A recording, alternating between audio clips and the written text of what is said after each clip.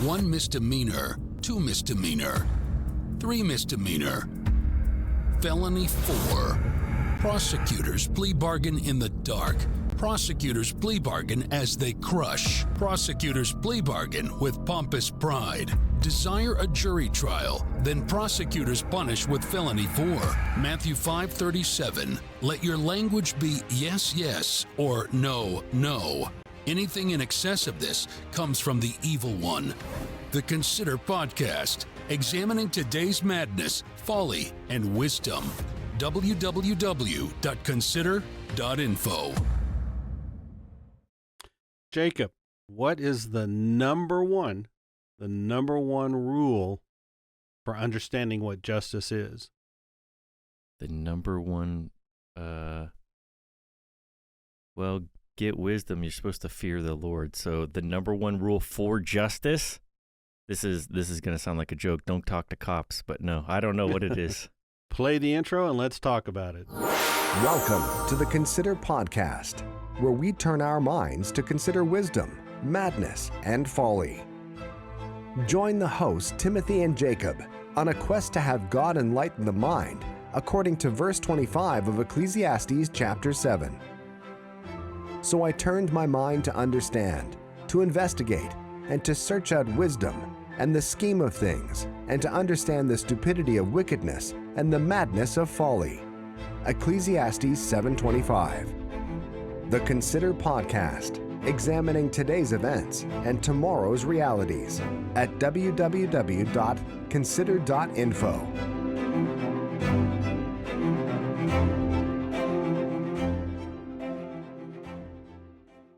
Let's begin by looking at Proverbs chapter 28, verse 5. Jacob, why don't you go ahead and read that as we discover the number one rule you have to understand what justice is. Proverbs chapter 28, verse 5. Evil men do not understand justice, but those who seek the Lord understand it fully. I know the obvious answer kind of would be, well, how do you understand what's the number one rule for understanding justice? It would be seek the Lord. Well, the Lord's not a rule, but what's the first rule? Again, you may not figure out this point, but what's the first rule that God will teach you when it comes to understanding justice? That you're wrong. Yeah, that's a good starting point, but that's not a rule. That's but somebody is wrong. I am wrong. Oh, for sure. Oh, that'd be a rule of thumb. A rule of thumb. I like that. Well, the first part of verse 5 says, evil men do not understand justice. They're just not going to get it. And by evil men, we first have to define who are evil. Well, anybody not picking up their cross, anybody not hating their own life, anyone not fully having paid the cost of following Jesus Christ is evil. It's that simple. So that pretty much covers all of the legal system, right? Correct. I don't know of any prosecutor, judge, any of them that actually are disciples of Jesus. They might have a cultural Christianity. Even that's doubtful anymore. And there's a lot of them, even defense attorneys or whatever, a lot of them that believe that they're Christians. And I've got an open invitation. If you think you're a true Christian in Jesus Christ, or a defense attorney or a policeman or a prosecutor or a judge, give me a call and we'll do what Corinthians says and put that to the test. We'd love to discover one. Evil men do not understand justice. So you just start right there. So when you think of jury duty, who's going into jury duty with the holiness and the godliness that comes from Jesus Christ? You'd have to say that's far and few between. So it's no wonder things are a total mess and corrupt. But those who seek the Lord understand justice, and not just justice, but fully understand what justice is. It's something that just resides in there, because obviously an understanding of what justice is comes from the Lord. And only a mind that has been transformed or made different by the power of the Holy Spirit is going to be able to have the thoughts and the attitudes of the living God. In fact, Romans tells us that the sinful mind of man is hostile to God. So when you talk about justice, the normal sinful mind is hostile to everything that we're looking at here. we're going to look at the number one rule that will put us into a position where we can be taught by God what justice is, and most people won't go there. So they're not going to have that wisdom and understanding that comes fully from the Lord. Any thoughts on that so far, Jacob? No, really. I'm curious to find out what the ultimate number one rule is. Well, let's go. Let's keep pressing forward, and we'll kind of get there, maybe. Let's go to Proverbs chapter 14, verse 33. And this is going to sound arrogant, special. It's not really. It's just the truth. Because God only gives wisdom to the humble. He only gives this kind of knowledge that is a full understanding of what justice is to those that are being broken of self and of pride and of opinion. You know, it's interesting that judges, when they hand down their rulings, it's always their opinion. Well, Proverbs says only a fool delights in airing their opinion. And that's why the judicial system is not only corrupt, but it's more corrupt than it was 10 years ago, and it's certainly more corrupt than it was 25 years ago. It is never what we would call holy or good, but it is way, way down into that sinkhole called injustice. It's just all over the place at this point. It's out in the open. Proverbs 14:33. Go ahead and read that, Jacob. Wisdom reposes in the heart of the discerning, and even among fools she lets herself be known. Wisdom reposes. When you think of the word repose, what do you think of, Jacob? I don't know. I'd legitimately have to look at a dictionary, but reposes is like it settles in. It hangs out. It's like, I don't know. Why don't you surf to Webster there, and let's go ahead and look it up. And while you're doing that, I'll do the second part of this verse. It says, even among fools she lets herself be known. Every once in a while, wisdom will sneak into the judicial system. You don't see it very often. But if God didn't do that, things would collapse instantly. Let's just say that God pulled his goodness back from the world and pulled back his wisdom from the world, no influence whatsoever. The earth would self-destruct within microseconds, because it's only the Spirit of the Lord that holds the world together and holds some semblance of justice within the legal system of the United States, or really any country. We often say when we see those things, well, that's just an exception to the rule, because it's true.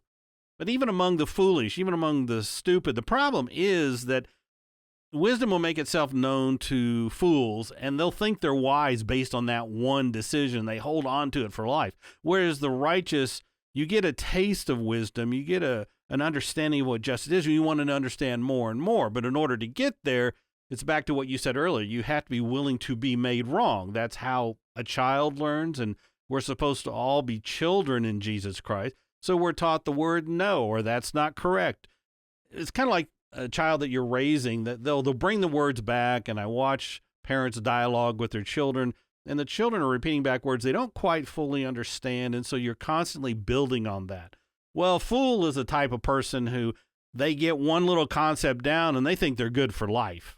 And they go on out to protest, do all kinds of things, or get into positions of leadership, or become policemen or judges or whatever, and they just bring all of the folly in, mixed in with one or two truths that they think they have. They're deceived false Christians if they're Christians. Otherwise, they're just pompous pride, all puffed up, and they're pagans. They don't even really care about justice. They're just part of the legal system. Well, wisdom reposes in the heart of the discerning. Did you find the word reposes? Yeah, there's a lot of definitions, but we'll go number one. Number 1A, a state of resting after exertion or strain. 1B is eternal or heavenly rest. Interesting. Mm-hmm. I would not expected that to be in Webster's. Yeah. Reposes reminds me of a laid-back position. Strenuous activity. I like that definition. You pick up your cross. You deny yourself. God comes along to break you, so you humble yourself. You just devour the Word of God, and you let it just flow through your being. You don't really understand what's going on or what's there, but it dwells and works in there, and then God begins to bring that together. There's a lot of work that goes involved to being humble, to being taught by wisdom, but once it does, it just kind of reposes. It's just sitting there. You've done all the effort. You've picked up your cross. You follow Jesus Christ. You hate your own life. You despise your own opinions. You learn to die to self, and when you've been wrong, you admit it. And man, you are worn out being broken by God. Well, wisdom then comes in and can just relax. It can just be there. And so it comes out quickly. Over the years, I've had from time to time people tell me that, I should have been a lawyer, or I'd have made a good lawyer is what they've actually said.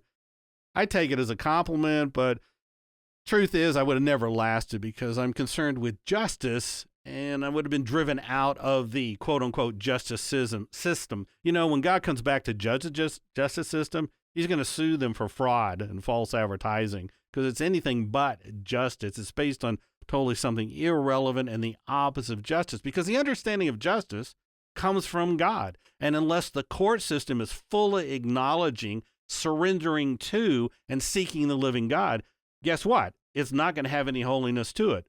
And we know, let me remind everybody, when Satan tempted Jesus out in the desert, he offered him all the governments of the world throughout time. Did he not? Yes.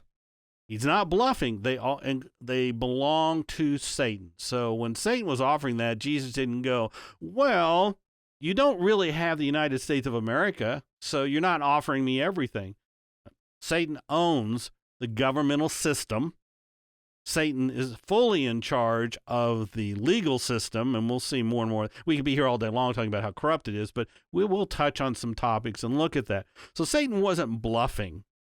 Back again to wisdom reposes in the heart of the discerning, and even fools, she lets herself be known. So God will come in, and sometimes on a trial or whatever, or a situation, or somebody set free, and wisdom will enter in. Well, you have to know it's not because those people are good or the judicial system is up to par. It means God just said, okay, that's enough. I'm going to come in. I'm going to act. Otherwise, this thing's going to collapse very, very quickly. Oh, well, interesting that you said that because, I always think of, as soon as you're saying what's the number one rule for understanding what justice is, because then I think even like worldly Christians or anyone, even non-Christians, pretty much agree that you won't don't expect justice out of the judicial system. And so as a Christian, you're like, well, true justice is only going to come from God. You just made a statement, though, that every once in a while you think God looks down and actually allows some justice to enter the courtrooms? Is there any true justice even being administered in courtrooms today? No, if it is, it's by accident. Okay, so and that's where we would come back to what's the number one rule for understanding, because that would mean none of the judges actually understand what justice is, but they just kind of bump into it and it just happens. Correct. That's why I've said juries always get it wrong, because even when they're right, they're getting it correct for the wrong reason. Correct. Justice, we'll look at it here in just a minute. In fact, we're getting up to what that number one rule is to be taught. Now, there may be other rules, and we'll discover those as we go on, but this is a number one rule to get started. Like, you and I debate a lot of things. We examine a lot of stuff, and we do that before the Lord. Mm-hmm. We're dialoguing, we're wrestling. I'll sometimes admit when you're right, because you are right. And then we go back and forth and we banter. We really have fun discussing before the Lord and looking all kinds of things that have to do with justice. Well, what's the number one thing you don't probably realize you're doing? And what is it that you're actually number one rule employing so that we can even discuss what would be justice in a particular situation?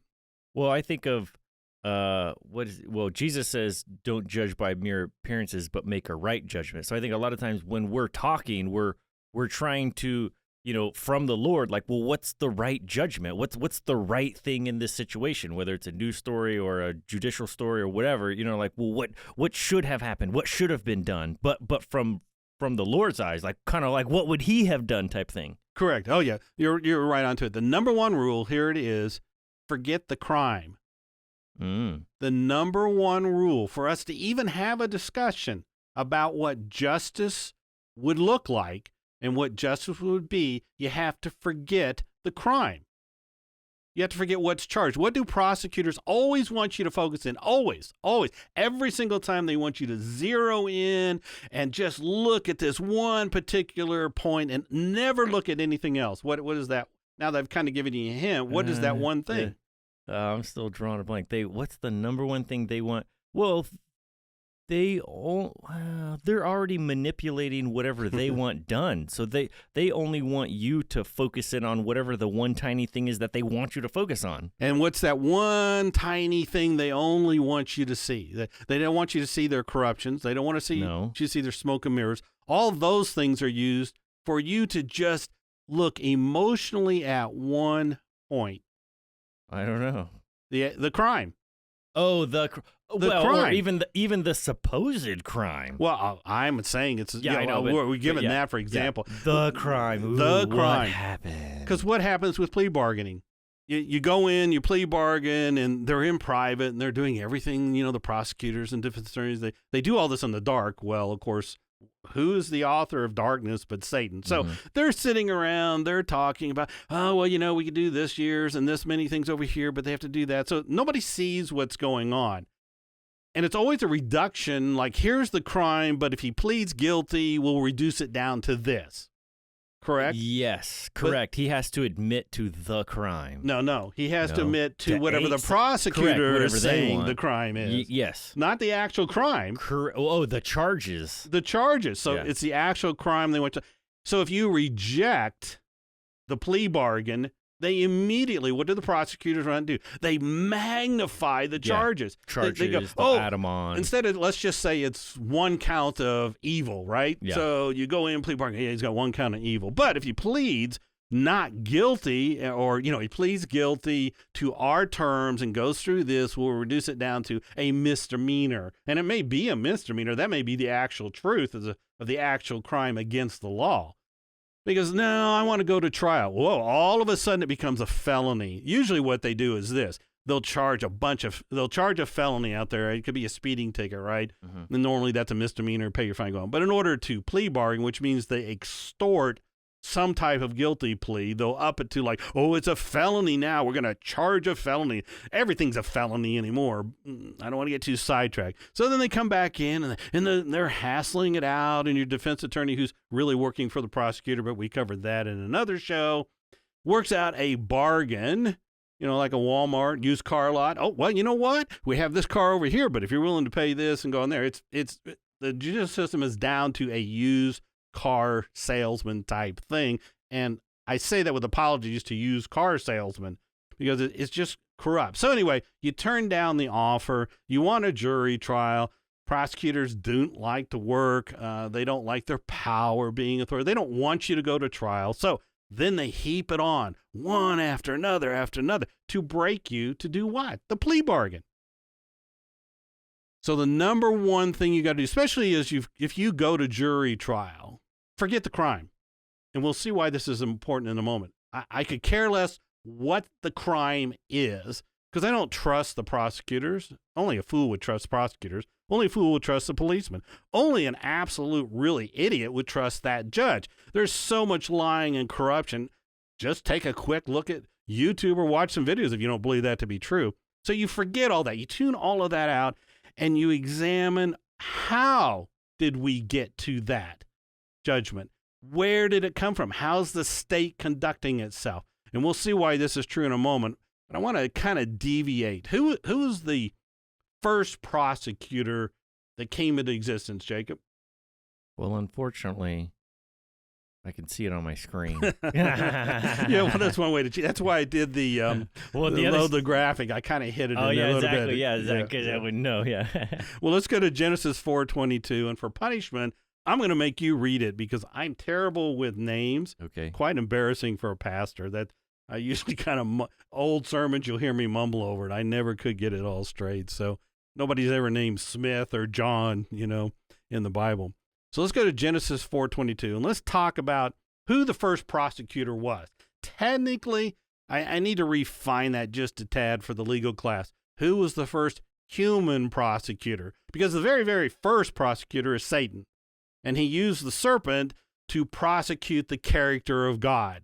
God's really holding things back. God has wounded you. You deserve justice. The justice is you should be able to eat from the fruit in the Garden of Eden. So Satan technically is the first prosecutor. He is the author of lies. He's the accuser of the brethren.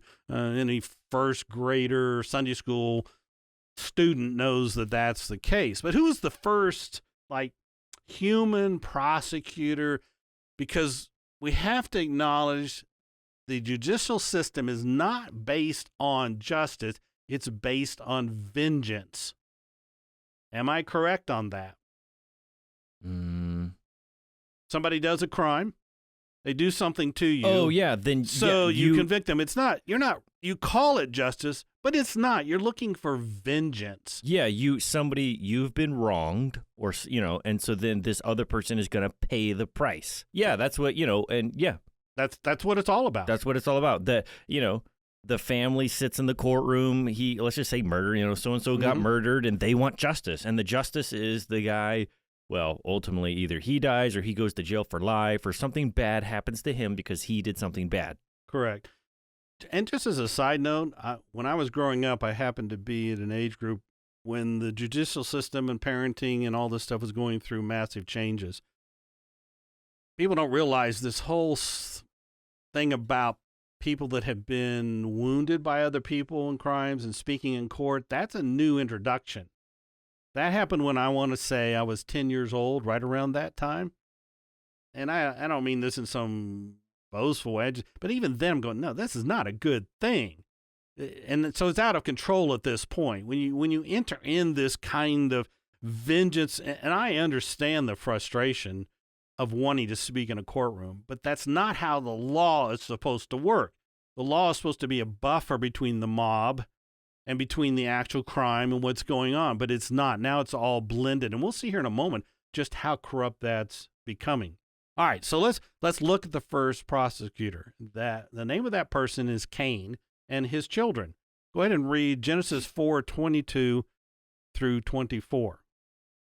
Zillah also had a son, Tubal-Cain, who forged all kinds of tools out of bronze and iron. Tubal-Cain's sister was Naamah. Lamech said to his wives, Adah and Zillah, listen to me, wives of Lamech, hear my words. I have killed a man for wounding me, a young man for injuring me. If Cain is avenged 7 times, then Lamech 77 times. So right here, we have, in a very tight set of words, what our legal system is all about. The laws keep becoming more and more vengeful. The judges become more and more vengeful and self-righteous and puffed up. The laws become mounting, and it's all based on, I was injured, and so I need justice, and justice becomes if I'm repaid immediately. There's no trust of God, and that you would expect. If we can't put our trust in God to deliver us or to bring about vengeance at the proper time and judge correctly, we're going to take it into our own hands. So it's the spirit of Cain that is in the courtroom. And everybody who's a Christian, a true Christian, if you show up for jury duty and you sit down in there, you have to understand you are watching the spirit of Cain. When we went through the hate crime that we went through and the policeman who literally committed a crime and planted evidence, and the prosecution, of course, mounted up because we wanted to go to trial with all kinds of extra charges, the defense attorney turned to us and said, well, it's the state of Washington that's really on trial here. And there's a lot of truth to what that defense attorney said. The problem is nobody pays attention to what that's being said. That's not what they're doing. The jury's not sitting there going, well, how is the Washington state court system coming to these conclusions? Because clearly you have a policeman sitting there scripting out accusations alone. Let me back up and let me rephrase this. Suppose, I don't even want to word it this way because it's just so nasty. You bring a girl in and you sit her down in a room and you're an authority figure and you're sitting alone one-on-one and you begin to go, he did this to you. Yeah. He did this to you, and then he did this, and then he did this. And she's going, yes, yes, yes. And nobody within the legal system of Washington state raised an eyebrow that says, there could be some crimes going on here. Now, that tells me a whole lot. Number one, it tells me that the prosecutors in Washington state lie all the time. Because the only reason you can overlook that is because you do it all the time. Somebody that's really full of justice is going to go, you can't lie no more than I can lie. You can't manipulate somebody to get what you want no more than I can. I would go to jail, rightly so, for that kind of perversion. Well, believe it or not, this policeman in the city of Enumclaw in Washington State was promoted after it was all done. The judges that let this go on, they were, by Governor Inslee, promoted to a higher level. Well, what does that tell you? It is a spirit of Cain. It is a spirit of lying. And it's only people that want the truth out there that are punished and sent to prison. It's an amazing thing to watch what happened because it is the spirit of Cain. Now, let's remind for people that don't know, what did Cain originally do, Jacob? He killed his brother. And why did he kill him? Because he was jealous that his sacrifice was accepted by God. Correct. So there's those sayings that, no goodness goes unpunished. Tucker Carlson actually on one of his speeches said that it's the truth that's always punished. It's because you're watching the spirit of Cain. It's actually anything that is truthful, and since the prosecutors have way, way too much power, they will crush any truth to make sure it doesn't get into court. They will bankrupt you so you can't defend yourself. Often, you got to laugh because it's just kind of so ridiculous. They'll go, well, you had a trial. You could have presented defense. No, you couldn't. You're totally broke. The prosecutors went on for like 28 days, and you're just sitting there listening to one slander after another slander.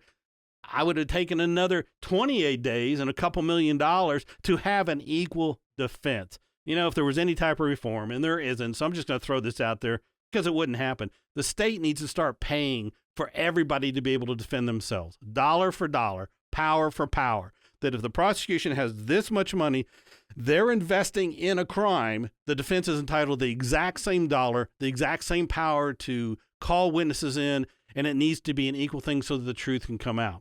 You think that's going to happen? No. All right. So if Cain is avenged 7 times and Lamech 77 times. In short, between verses 23 and 24, the legal system came up with a whole bunch of new laws in order to make it 77 times when you're punished, correct? Correct. All right. So let's move in and look now at God, because if we take our eyes off the crime, what we need to look at is how justice is moved into a situation. If I was called a jury trial and the system were fair and the system were just and the law was just, and those are a lot of big ifs, then I would be totally inclined to go, that's justice. But that's not what happens. It's all about vengeance, smoke and mirrors. The prosecutors can lie, literally lie. In fact, the police are trained to be expert liars. They are literally trained. Other prosecutors that are now defense attorneys will tell you that they're trained to be liars. You really think a policeman's just going to show up on the stand and then just start telling the truth? He's an expert liar. He reflects the lying nature of prosecutors and judges in the court. All right, kind of hounded that to death, didn't I, Jacob? You did. I can't help but say, though, I think I've even mentioned it before because I know you focus a lot almost kind of on prosecutors, and then we don't ever, I know you throw judges in there, but we don't really hone in on the judges of how corrupt they are, I feel like, because like even in a supposed modern day court where you enter the courtroom, like you were saying, the defense should get dollar for dollar, same as prosecutors. But even like when you enter that courtroom, the judge is automatically always siding with the prosecutors. Like you're not getting a fair trial, and you're not getting a fair trial for a lot of reasons. But at the top, the number one person in charge of the entire courtroom is the judge. And because of their corruption, because they're not even allowing evidence to come in, or, you know what I mean? The judge is allowing the prosecutors to pretty much run the courtroom. Versus, so you'll never get a fair trial. You can't. Well, I just feel like, and I know I'm not looking to totally sidetrack from what we're really talking about, but you know what I mean? You can't help but bring up the judges are so corrupt, then the prosecutors get more corrupt. I don't know. But you know what? You've gotten pushy over the years, and I appreciate it. Look, what page are we on with my notes? 3. On page 4, we talk about judges. Oh, we do. Oh, okay. I'm like, anyways. Oh no, I love it. I don't even know. We'll get geared up because we're headed for judges, and I think I would probably skim over it, but you're absolutely correct. You're absolutely correct. All right. So let's go to Romans chapter 12, verse 19. And this isn't to say that someone who's committed a crime shouldn't be found guilty. That's not what we're talking about here today. It's just, I don't know what we're saying. It's just totally corrupt. The odds are they're not going to sit you down on hey, I'm a Bible-believing Christian and seeking Jesus Christ, and I hate my own life. And in fact, Your Honor, I hate my father, my mother, wife, and children, and I hate and despise money, and I'm pursuing holiness. Right, they're going to go, well, have a seat, sir, because you're going to be able to come to a correct decision. It's just not going to happen. All right, Romans chapter 12, verse 19. Do not take revenge. You have to start there. So you can't look at the crime. You have to look at how we're getting there. The whole nature of what the legal system does is take vengeance. And then all the corruption comes from there. There has to be a repose, a rest in that God is the only one who can take vengeance. And if we had that attitude, our prisons would be much different. I'm not telling you a bunch of people would change or become different, but we wouldn't be putting them in these hopeless situations and these demeaning situations and this constant law after law that they have to pay back the victim. We'd be actually doing something constructive. And we'll see why here in a moment. We're going to get to those judges here in a moment, and probably not on this show, but maybe the next one. Do not take revenge. It's clear, is it not? Clear, very clear. So I'm not going to sit in that jury pool and go, okay, I'm after vengeance here. I'm only after one thing. Did the state present it in a clear, proper laws, honest direction? If I if I smell corruption by a prosecutor or a policeman or a judge, forget it. I'm not going to find guilty. I'm not going to impose upon anybody the nature of a guilty plea if they're doing the same thing. That makes no sense at all. Why would I convict a robber of breaking into my house and stealing everything I have when the police can pull you over on the highway and see you have money in your car and just take it and never bring it back? Wow, there's no difference between the two. So in order to find him guilty, I'd have to find the system also guilty, in which case the case is null and void. And that's why this emptiness towards the judicial system and this contempt for it is increasing, because people see this. There's just no difference. One just has a bigger gun than the other. The guy that breaks into my house to steal from me may have a gun, but the local judge, the policeman down there has more guns and it's bigger. So that's the only difference between the two. So pick your poison. Do not take revenge, my friends. He tries to tone it down. You love God's word, the subtlety of it. Can you imagine you're all worked up, right? Mm-hmm. Somebody's done you wrong. I understand that. You get to that. It says, do not take revenge. And then there's this pause here, my friends. Does that not tone you down? Mm-hmm. It brings us all together like, okay, let's get our eyes off what the wrong was done to us, and let's be friends here and begin to discuss this. This whole discussion really needs to be in our private blog situation, because you need to have friends. Most of the world's not going to go for this because multiple reasons. One, they're trapped in sin, and two, Satan's just going to stir them up. Do not take revenge, my friends. When's the last time a Christian prosecutor, and I'm using that in quotes, people can't see my hands, worked out peace between the criminal and the person that was wronged? Blessed are the peacemakers. So don't even begin to talk to me about that there isn't vengeance within the legal system. Do not take revenge, my friends, but leave room for God's wrath. The tremendous and horrendous hate crime that we went through, the corruption, every corruption that could be thrown at us, short of a Stalinist type of rules where, it flat out just didn't matter at all and they just take you out and shoot you, was done to us. Will you respond to that with not vengeance, but truth? And so by doing this, you leave room. If you take every dime that you can get through the legal system of vengeance, and I have to be repaid, and I hope you rot in hell, and I hope all these bad things happen to you, God's not going to give you justice at the end. Understand that clearly, that if you want the justice of God to deal with the way you've been wrong, you have to leave room for God's wrath. If we go for every dollar we can get, if we go for every year of punishment, if we're just throwing up banners and protests and everything, we want our last outs, which, by the way, never ends. There's no such thing as somebody coming to the end of their vengeance and go, okay, it was repaid. You know, if they're put on the death row and they go to hell, right? It's like, I hope you suffer in hell for eternity. There's no room for God's wrath to deal with anything. It goes on to say, for it is written, it is mine to avenge. I will repay, says the Lord. Now, this takes rich faith, and we'll get into that later. But the point is, if you want justice and you want to sit on a jury trial and you're a Christian, I'm not telling you wouldn't necessarily come up with a guilty verdict, but you better leave room for God's wrath here. You're not going to get everything in the justice system, period. It is not going to happen. Right now, with this hate crime that's going on, and they discovered long ago she was lying. That's the case. And no, everybody is covering their bases and moving around and going in different directions. Why? Because they don't want vengeance to come back on them. So you're not going to get it. There's no way that I can go after everybody that would be involved, because the actual legal system was involved in the crimes that went on. And so they're going to cover their bases. There's no way you're going to get to it. I hate to throw this out there, but they could be even so sly as, Governor Inslee, right? Yeah. He's getting ready to retire. Correct. He could actually issue a pardon in this case. Yeah. And if they do that, then there's no recourse. Correct. He's not declared innocent. And it says, well, we did our job, and he's just freed up. They're nasty snakes.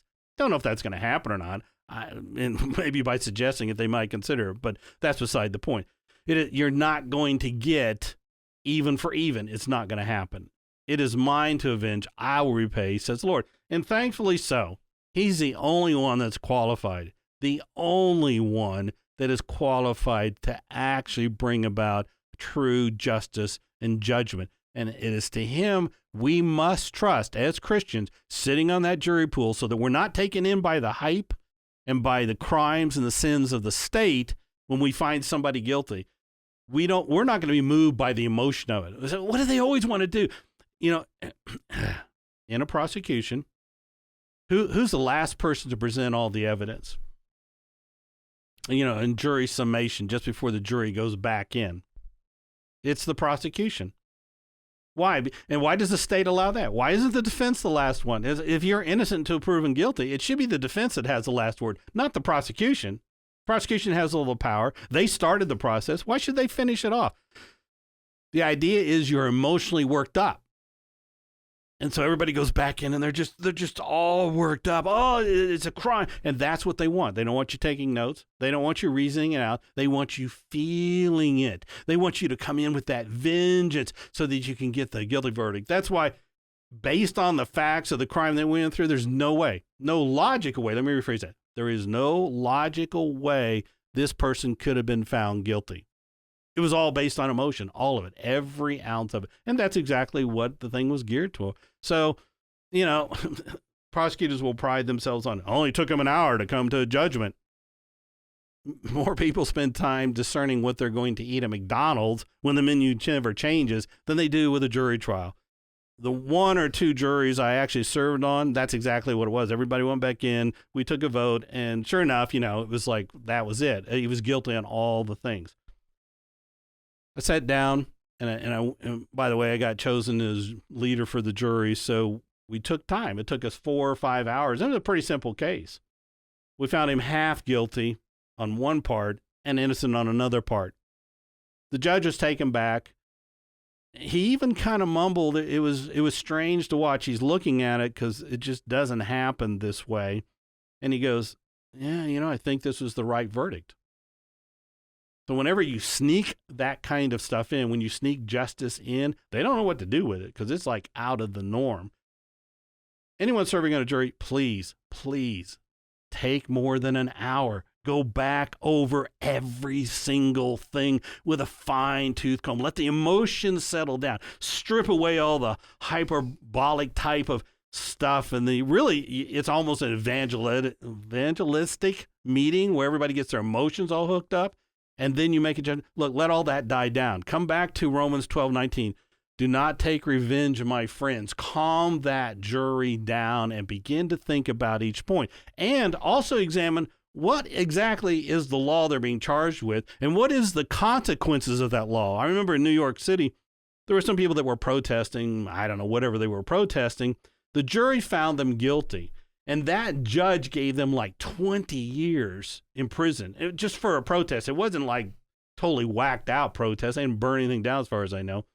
And even the jury came back later and said, man, if we would have known that it was 20 years they were going to get, we'd have never find them guilty. See, the courts won't even tell you what the consequences are because that's not your job. Oh, no, you're just supposed to find them guilty and let the state roll over them. Forget it. There is no way I am going to sacrifice what justice is and go, oh, just do whatever you want to do. That is Stalinistic kind of thing. That is going into a court. You find them guilty, and the next thing is a firing squad. Oh, it wasn't my responsibility? It is your responsibility. We are there as jurors to judge the law, judge the procedure, judge the prosecutor, judge the judge, judge the policeman, and if all those things are clean and correct and where they need to be, and the law is fair and just, then and only then talk to me about justice. Is that clear, Jacob? That's clear. Let's go to Acts chapter 8, verse 33. I'll let you read that. Acts chapter 8 verses 33. 33. In his humiliation he was deprived of justice. Who can speak of his descendants? For his life was taken from the earth. It's talking about Jesus there. And in his humiliation, he was deprived of justice. I wanted to kind of stick this in there. Don't be surprised if, as a Christian, you're deprived of justice. I'd have to say, at least, and you tell me if I'm wrong, a good 75% of the hate crime that we experienced by the state of Washington was a deprivation of justice. Their guilt really resides in the fact they refused to investigate. And they blocked every call for an investigation. They wouldn't look at anything. They wouldn't dialogue. They wouldn't even discuss. So it was a depriving of justice. When somebody sits in a jury pool, you kind of have to ask for that which you can't get to, which meaning, well, what wasn't done? You've got somebody here accused of a crime. Well, how did you arrive at that decision? I know in the appeal process we went through, one of the prosecutors said, yeah, can you believe it? The defendant wants to know what the policeman did. And so the judges go, oh, yeah, we can't let that happen. Why would a defendant ever be allowed to know what the police were doing? And I'm going, what? The policeman is the evidence. He is the one presenting it there, and we can't know how he got to that evidence? That's absurd. Don't be shocked then if, as a Christian, you go to court. Most of what you're seeing there is a result of people being denied justice. And so, of course, you can frame anything. We're going to eventually do an episode on indicting a ham sandwich because they boast about that. Understand what is left out is one question you should be asking. Well, what wasn't done that could have shown this person to be innocent? How often do you see prosecutors get in trouble? And that's like in huge quotes, troubles for not presenting evidence that would have shown somebody was innocent. They do it all. They hide stuff all the time. If you're sitting there in a jury box, just repeat to yourself, they're hiding, they're hiding, they're lying, they're hiding, they're hiding. And I want to know what it is. That's why I said you won't be chosen if you come with that. You might be able to be as shrewd as a snake and innocent as a dove and get in there. Well, let me tell you, you bring in the righteousness and the holiness of Jesus Christ. No matter what the opinion is of what other people think, you do what is holy. You do what is right. Get your eyes off the crime and look at the system. If the system is clean, if everything is in its proper place, go for it. Otherwise, you're on your own. I'm not going to stand with you at the judgment seat and go, yeah, they did what was right. Jacob, we probably ought to pause at this point, and we'll pick it up later. This has been the Consider Podcast at www.consider.info, where yesterday's folly is today's madness. In the beginning, the unrepentant sinner's words are folly. At the end, they are wicked madness. Ecclesiastes 10:13. Judgment begins with the house of God. Therefore, let everyone who loves the Lord with an undying love pick up their cross and walk the talk. As Peter the Apostle wrote, therefore, prepare your minds for action. Be self-controlled. 1 Peter 1:13-14. The Consider Podcast, examining today's events and tomorrow's realities. www.consider.info.